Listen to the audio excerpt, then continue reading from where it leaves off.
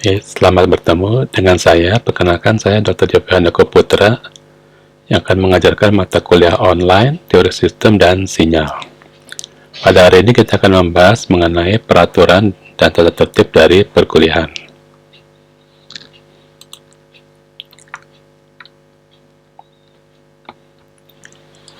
Teori sistem dan sinyal, silabusnya ada 4 materi. Kita lihat di sini. Ada sinyal representasi system response, time domain description and convolution, tower function and system characterization, and sample data system, dan transformasi Z. Buku ajarnya ada 2, satu berupa diktat yang saya buat, dan satu lagi adalah buku acuan yang keduanya dapat di-download melalui LMS Unicom. Perkuliahan digabung jadi 1 hari agar materinya sama dan jaringannya mumpung lagi baik pada pagi hari, selama tidak ada yang bentrok. Selasa jam 8 sampai jam 9 hanya 1 jam saja.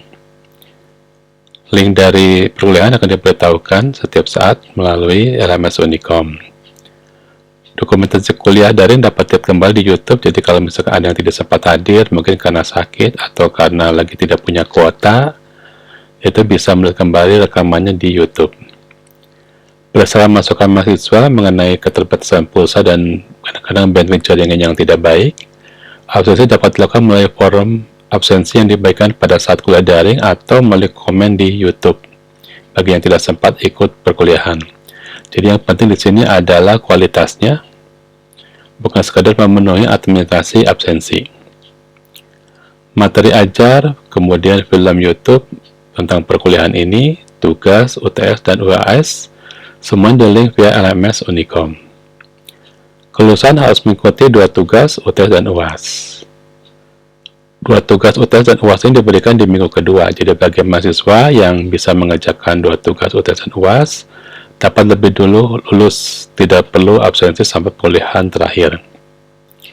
Khususnya ini bagi mahasiswa yang mengulang.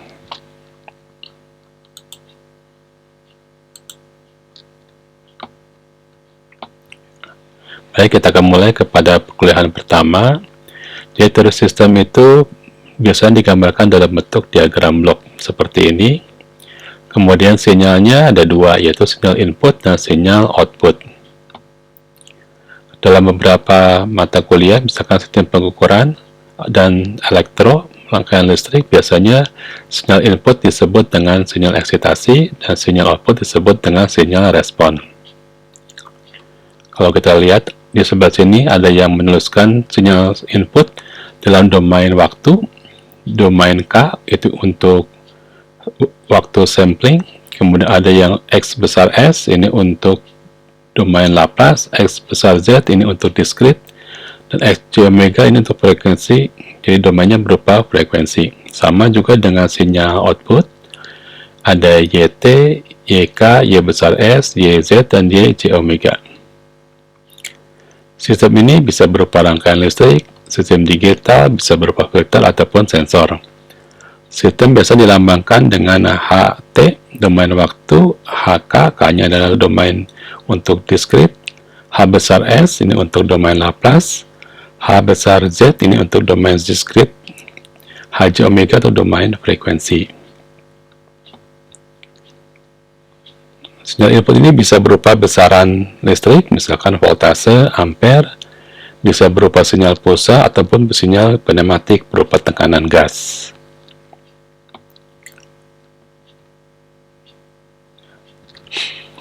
Ini contoh pemodelan sistem bisa dalam bentuk domain waktu seperti ini. Nanti kita akan mempelajari rangkaian berupa rangkaian diagram blok, atau domain frekuensi menggunakan simbol J omega, atau menggunakan domain Laplace menggunakan simbol S.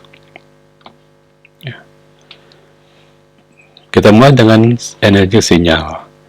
Energi dari sinyal dinyatakan dengan integral dari X kuadrat T. Jadi energi dari sinyal input dinyatakan dengan integral dari kuadrat sinyal.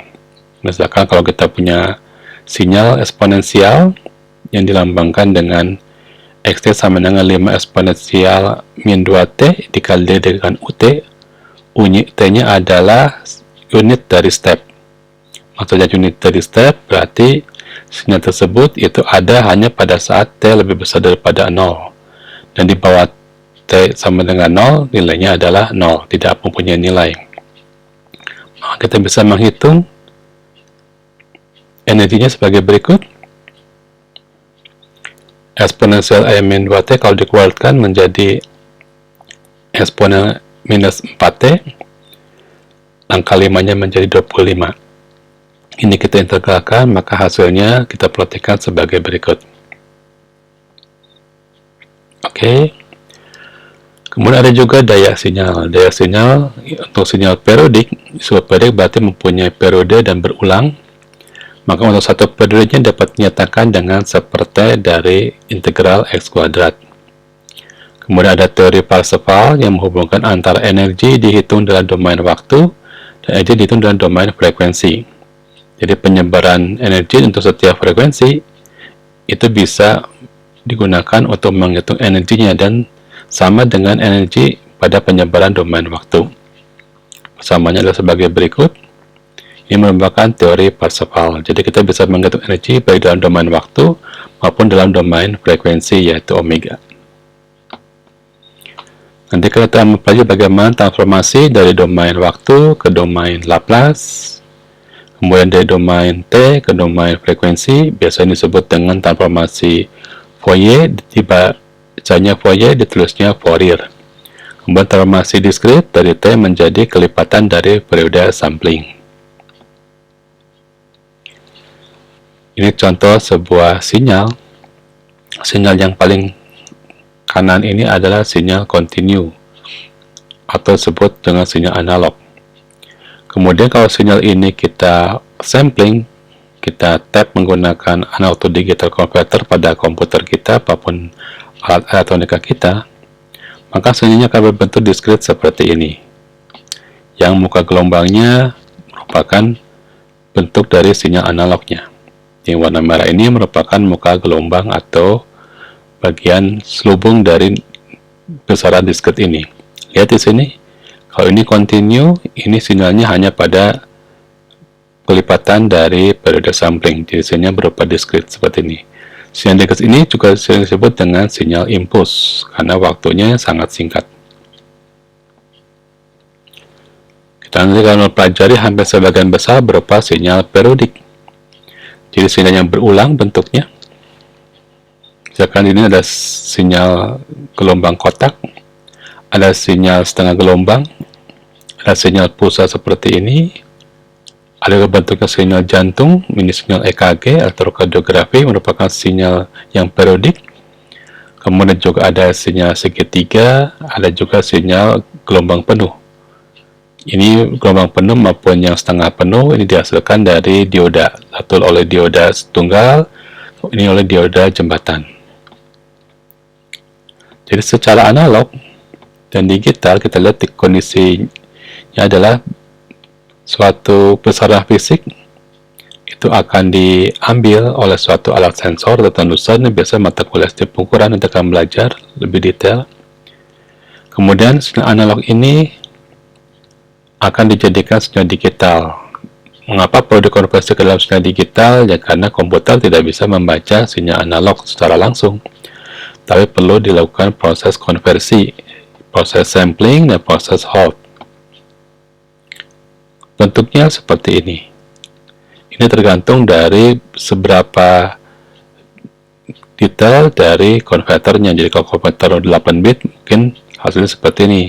Tapi kalau konverternya sampai 16 sampai 11 dengan 32 bit, mungkin lebih halus hasilnya. Ini merupakan sinyal digital. Sinyal digital ini dapat dipergunakan untuk mikroprosesor dan mikrokontroller. Jadi mata kuliah ini membahas bentuk sinyal-sinyal nanti yang akan dipakai pada mikroprosesor maupun mikrokontroller. Ada yang disebut dengan sinyal dasar atau sinyal elementer. Itu sinyal-sinyal yang bentuknya paling dasar. Sinyal yang pertama diperkenalkan adalah sinyal step. Sinyal step itu digambarkan seperti ini, dari titik sumbu Y pada saat X sama dengan 0 sampai tepat di atas dari garis absisnya. Sinyal ini adalah sinyal yang bentuknya konstan, ada dari waktu T lebih besar sampai 0 sampai dengan tak hingga. Ini disebut dengan sinyal step dengan lambang A-nya adalah UT. U-nya adalah unit step dan A-nya adalah amplitudo. Kemudian ada juga yang disebut dengan pulsa kotak atau rectangular pulse. Sinyal ini memiliki durasi tau, jadi merupakan lebarnya sebesar tau.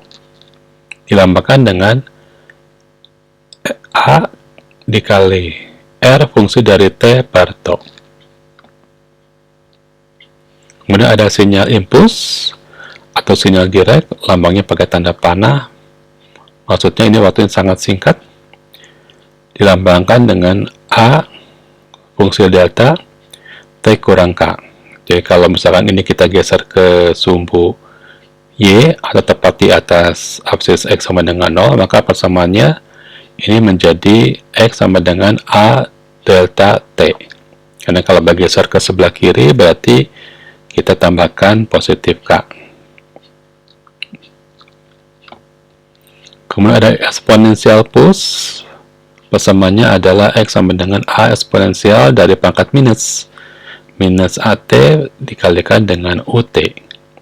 Mengapa dikalikan UT? Karena sinyal ini hanya ada pada saat T sama dengan 0 sampai dengan tak hingga. Kemudian ini sinyal sinus, ada persamaan seperti ini, mungkin sudah terbiasa, ada periodenya, ada frekuensi. Periodenya merupakan seper dari F di sini. Kalau dapat dituliskan sebagai A sin omega T. Oke, kita bahas sedikit mengenai domain waktu dan domain frekuensi. Sinyal itu bisa mengandung arti di dalam domain waktu, atau juga bisa mengandung arti di dalam domain frekuensi. Ada beberapa sinyal yang tidak bisa lebih daripada frekuensi tertentu. Ada beberapa sistem juga yang tidak bisa menerima atau melewatkan lebih dari frekuensi tertentu. Jadi kita harus membahas selain domain waktu, juga domain frekuensinya. Sebagai contoh, kita punya sinyal yang terdiri dari dua komponen sinus. Ini merupakan sinyal harmonik karena frekuensinya kelipatan dari frekuensi dasar, yaitu F0 sampai dengan 10 Hz. Kita lihat di sini. Sinyal ini kalau digambarkan menggunakan tool MATLAB seperti ini. Lalu kalau kita ingin melihat bentuk waktunya dalam domain frekuensi, maka kita gunakan transformasi Fourier. Hasilnya seperti ini. Dalam domain Fourier akan terlihat bahwa ada dua frekuensi terbesar, yaitu frekuensi dari komponen yang pertama dan frekuensi dari komponen yang kedua. Satu dengan frekuensi 2 kali 10, ini ini dari 10 Hz, satu lagi ini adalah dari 20 Hz, komponen yang kedua. Oke. Sedangkan domain waktu itu bisa satuannya millisecond, microsecond, atau kalau dalam domain frekuensi bisa satuannya kilo, hertz, megahertz maupun gigahertz. Sinyal harmonik adalah sinyal sinus yang merupakan kumpulan dari komponen-komponen sinus yang frekuensinya kelipatan dari frekuensi dasar. Ini disebut dengan sinyal harmonik. Contoh, kalau frekuensinya ada 1, maka bentuk sinyal seperti ini. Kalau frekuensinya ini kita perbesar, maka ini gelombang sinusnya akan lebih banyak. Kalau kita perbesar lagi, maka lebih banyak lagi frekuensinya, meskipun amplitudonya mengecil. Kalau ini kita gabung, ini frekuensi pertama, kedua, dan ketiga kita gabung, maka terjadi sinyal harmonik yang merupakan gabungan dari frekuensi yang tadi. Dan dalam domain frekuensi ini kita bisa lihat pakai Fourier itu ada 3 frekuensi. Karena ini merupakan bentuk dari sinyal harmonik. Direct phase sendiri itu merupakan sinyal periodik dengan energi terbatas, dapat dinyatakan dalam bentuk dari penjumlahan sinus dan kosinus yang disebut direct Fourier. Fourier itu mengatakan bahwa sinyal sembarang pun itu dapat dinyatakan dengan bentuk kumpulan dari sinyal harmonik. Nah, ini merupakan sinyal harmonik persamaan dari Fourier.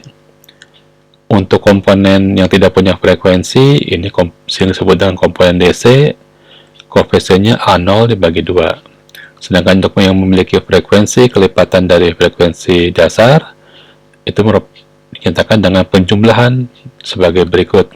Dari frekuensi pertama sampai kelipatan dari frekuensi dasar tak hingga.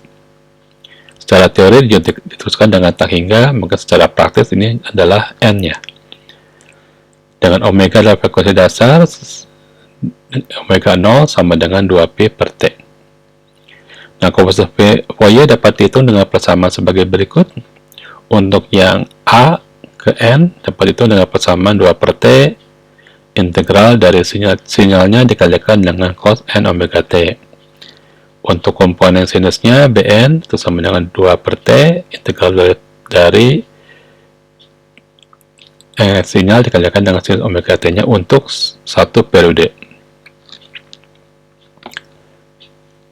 Nah, ini mungkin contohnya, misalkan ini adalah sebuah sinyal kotak memiliki periode 2 detik. Kemudian kita akan melihat bentuk sinyal harmoniknya dengan 5 frekuensi harmonik. Jadi ini merupakan bentuk dari sinyal aslinya. Nanti kita akan gambarkan pendekatan bentuk sinyalnya dari frekuensi Fourier. Karena bentuknya berupa kotak, maka untuk nilai 0 sampai 1, ini setengah periode, nilainya adalah positif 1, sedangkan untuk 1 sampai 2 nilainya negatif 1. Jadi nilai seperti ini, kita hitung nilai AN-nya dengan persamaan tadi. Coba perhatikan. X sama dengan 1, kita ganti. Mengapa ini menjadi 2 kali integral? Yang satu untuk menghitung sebelah sini, yang satu lagi untuk menghitung yang setengah periode berikutnya. Kalau kita selesaikan persamaannya untuk AN itu ternyata hasilnya 0. Sebagai pembelajar silakan pelajari kembali pelan-pelan. Kemudian untuk koefisien Bn-nya kita hitung dengan cara yang sama. Ini untuk komponen X1 positif, ini untuk komponen X-nya sama dengan minus 1. Kita hitung persamaannya, maka hasilnya adalah seperti ini. Jadi Bn-nya merupakan nilai dari 2 per Np. Apakah N-nya? N-nya ini merupakan pengalih terhadap frekuensi dasar. Jadi dalam soal diminta 2 frekuensi harmonik, berarti kita hitung frekuensinya seperti ini.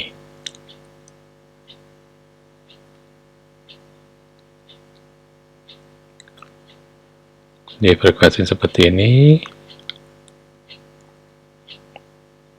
karena di sini A-nya adalah 0, maka tidak ada komponen dengan frekuensi 0.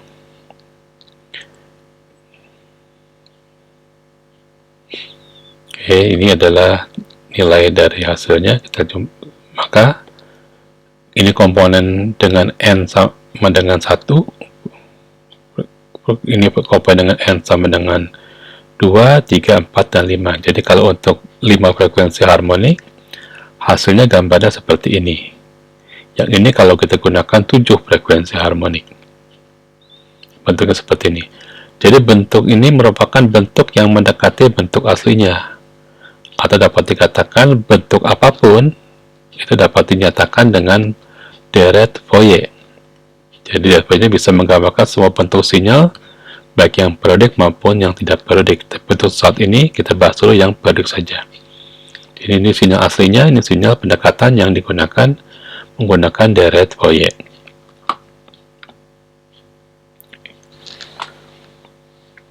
Aplikasi dari sinyal itu dapat digunakan untuk robotik, untuk medics, misalkan menghitung beberapa sinyal-sinyal penting untuk menggerakkan robot. Paling banyak digunakan juga untuk industri monitoring dan pengukuran. Untuk misalkan untuk konversi data, maka banyak sekali menggunakan persamaan teori dan sistem. Demikian kuliah perdana ini. Terima kasih atas perhatiannya. Oke, selamat bertemu kembali pada perkuliahan berikutnya. Terima kasih.